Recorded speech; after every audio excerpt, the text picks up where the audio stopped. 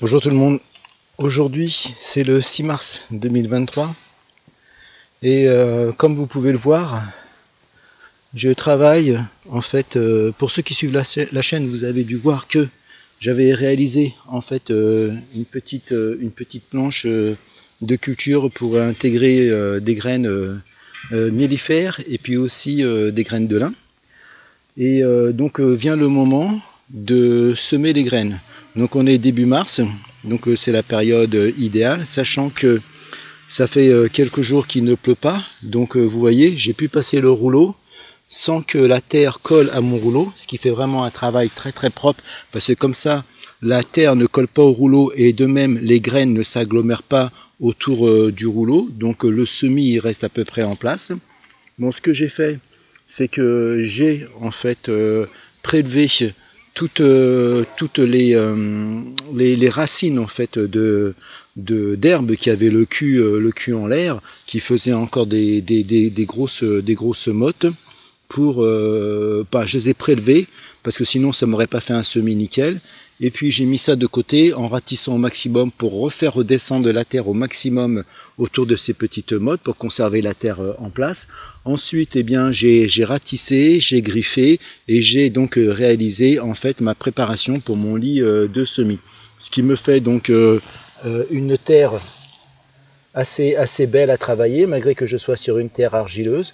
Ça, la terre argileuse, hein, comme vous le savez, ou peut-être vous ne le savez pas, c'est pas de la mauvaise terre, c'est juste de la terre où il faut trouver toujours le bon moment pour la travailler. Donc voilà, le petit travail de ratissage a été fait. J'ai fait mon petit semis donc de lin qui commence donc de ce côté-ci, qui vient jusqu'ici, qui fait un petit peu le tour là, comme ceci. Et puis après là ici au milieu, j'ai donc de la jachère fleurie à base de fleurs mellifères. Donc là j'étais en train de passer le rouleau, je vais y arriver. Et je me suis dit, bon, je vais chercher la caméra parce que maintenant je fais du suivi en fait de culture, c'est ce que j'ai annoncé sur la chaîne.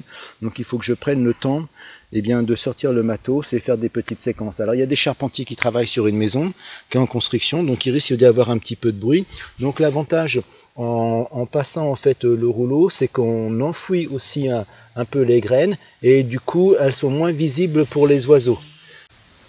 Bien, bah écoutez, je vais passer le rouleau pour continuer ce qu'il reste à faire.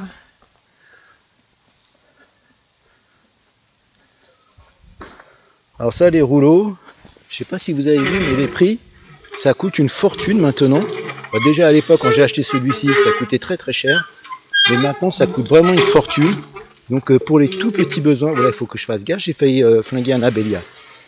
Pour les petits besoins, en fait, il vaut mieux se dépanner avec un voisin ou éventuellement le prendre en location. Hein. Parce que quand même, ça coûte quand même assez cher. Alors là, il va pleuvoir sur les prochains jours. Et bah, du coup, ça va être nickel. Alors j'ai quelques racines du cerisier qui ressortent. Il va falloir que je les coupe au sécateur. Vous voyez, hein, la terre, elle ne colle pas du tout au rouleau. Donc ça, c'est vraiment génial. Ça fait un boulot très propre.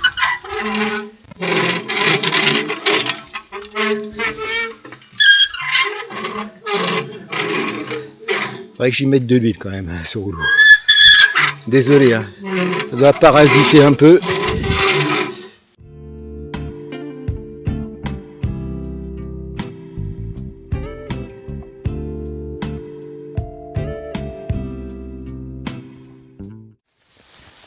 Et là, vous voyez, c'est ce qui me reste encore à faire. Alors donc, du coup, ce dont je vous parlais, en fait, voilà, ces racines avec le cul en l'air, eh bien, comme on manque d'eau, finalement, le travail de la pluie battante n'a pas pu vraiment bien se faire pour faire descendre la terre qui s'agglomère encore à ses racines. Normalement, en fait, le travail de l'hiver avec la pluie, le gel, un peu de soleil qui cogne, eh ben ça fait le job. Mais là, bon voilà, ça ne l'a pas fait. Donc finalement, je vais être obligé d'enlever ces grosses mottes.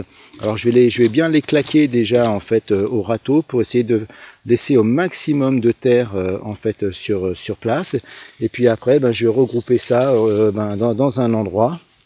Et puis petit à petit, avec la pluie, le soleil, et ben ça va finir par redescendre. Et puis moi, je vais venir aussi taper dedans un peu de temps en temps pour faire descendre tout ça. Donc là, je vais préparer donc en fait ma terre pour mon lit de semis de la même façon. Et puis je vais vous montrer aussi les graines. Alors voilà, ça c'est le sachet. J'essaie de le mettre dans ce sens. Vous voyez, il y a des petits trous donc pour semer. Donc il ne faut pas que je fasse tomber toutes les graines. Donc voilà, c'est un produit de chez Gamme Vert. Hein. Ça m'a coûté presque 6 €. On peut faire 500 mètres carrés avec. Et puis ça, c'est le mélange de fleurs spécial jachère fleurie et spécial abeille. Alors là, par contre, c'est pas donné. Ça coûte une quinzaine d'euros et on peut faire 50 mètres carrés.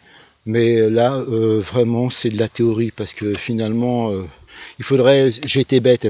Ce que je devais faire et je ne l'ai pas fait, c'est de bien mélanger les graines avec du sable, de sorte à avoir un volume beaucoup plus important et de répartir les graines avec le sable. Déjà avec le sable, donc comme il est blond, on voit en fait vraiment où les graines sont déjà allées, parce que la plupart des graines sont marron, noir. Donc noir, marron sur de la terre, ça rend pas vraiment super. Voilà, bon ça j'aurais dû le faire. Bon, ceci dit, il y avait un petit mélange aussi dont j'ai oublié le nom, qui va servir en fait qui va servir à amender un peu le sol. Bon, ça c'est gentil hein, quand même. Bon bah voilà, je vais travailler, puis je vous montre ça après quand c'est terminé.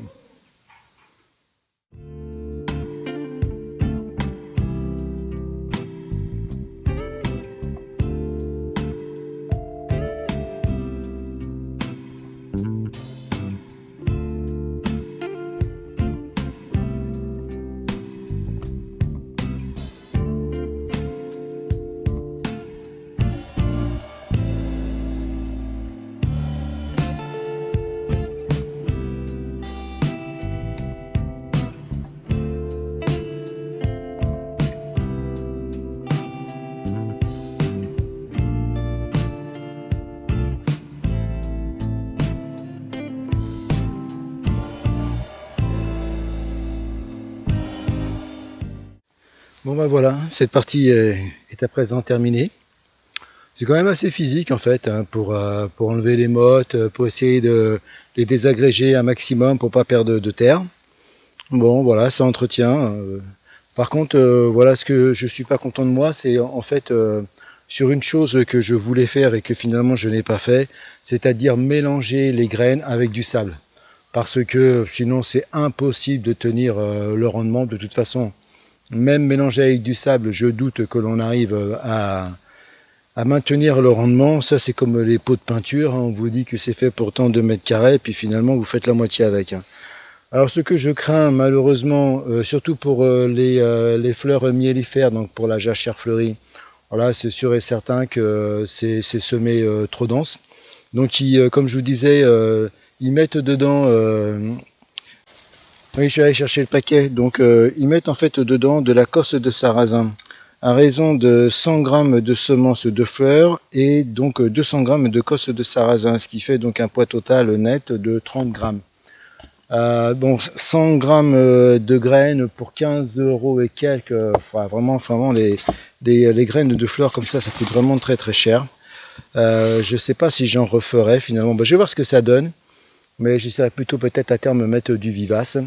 Bon, en tout cas, je vais voir. Je pense que j'ai semé de façon beaucoup trop dense parce que c'est donné pour 50 mètres carrés. Si j'ai fait 10 mètres carrés maximum avec ça, franchement... Mais je m'en veux parce que je suis bête. C'est le genre de truc que je sais en fait. Et j'aurais dû prendre mon sac de sable. Mais voilà, feignantise. Le sac de sable, il y avait plein de trucs que j'avais foutu devant. Et voilà, j'ai eu la feignantise de tout déplacer. Je me suis dit, allez, j'y vais, ça va le faire. Et ben non, ça le fait pas du tout. Donc ne faites pas la même erreur que moi. Mélangez vos graines avec du sable, de préférence du sable sec. Ce sera plus sympa pour tout mélanger. Sable sec, vous pouvez prendre du sable chez les distributeurs de matériaux en paquet, donc du sable à enduire, granulométrie beaucoup plus fine, que vous laissez sécher à l'air libre. Sinon, si vous n'avez pas le temps, vous prenez du sable assablé, toujours chez les marchands de matériaux. Donc là, le sable il sera sec, ou du sable aussi pour les filtres de piscine, ça marche aussi très bien. Donc voilà. Bon, les graines de lin aussi c'est pareil, ce sera semé, malgré qu'il y ait le petit semoir, les trous sont beaucoup trop gros, ça laisse filer beaucoup trop de graines. Ça, je comprends pas qu'en fait on donne des quantités au mètre carré et on met un petit semoir en haut du paquet et qu'on fasse pas des trous conformes en fait au rendement donné. Ça m'agace. En fait, bon, c'est comme ça. Donc ceci dit, les graines de lin, c'est pareil aussi à mélanger avec du sable. Après les graines de lin, on voit vraiment bien en fait où on les met parce qu'elles sont marron clair, blond, donc du coup on voit bien comment on sème en fait finalement. À la limite, il vaut mieux même semer à la main comme ceci, puis voilà, les lancer. Faut-il qu'il n'y ait pas trop de vent. Bon, et ben écoutez, normalement les températures vont remonter parce qu'il y en a marre du gel. Et puis donc la pluie va arriver. La météo donne de la pluie à peu près sur une bonne semaine. Donc là voilà, ça va être vraiment l'idéal, c'était vraiment le moment pour le faire. Il me reste encore l'autre partie là-bas à faire, donc je vais sans doute racheter des graines, ou soit je vais voir si je vais pas y mettre directement des fleurs vivaces, à voir. Après les fleurs vivaces c'est pareil, ça coûte tellement cher. Mais qu'est-ce qui ne coûte pas cher aujourd'hui? Bon, et bien écoutez les amis, je vous laisse et puis je vous dis ciao, à une prochaine, bye.